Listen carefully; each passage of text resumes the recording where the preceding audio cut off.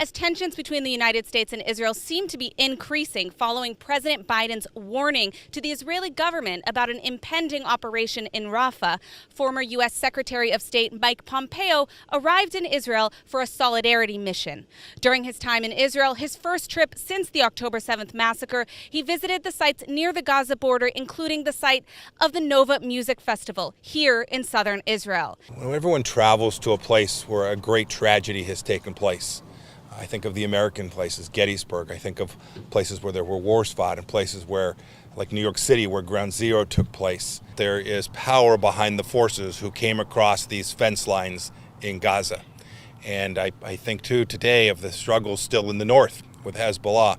We should be mindful that what happened on October 7th is a symptom of the challenge that the Islamic Republic of Iran brings. And so I think the world needs to remember that whether it's what's taking place in the Red Sea today or what's happening, the fights that are going to occur around Rafah, that in the background is the Iranian leadership, it is Iranian training, it is Iranian money. And so the responsibility to get this right will inevitably require lots of sustained effort against that true threat.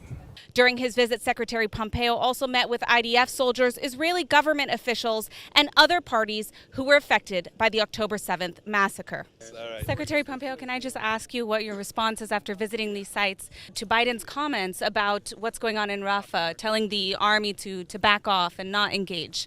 Yeah, the Israeli government needs to do what it needs to do to provide security for its own people.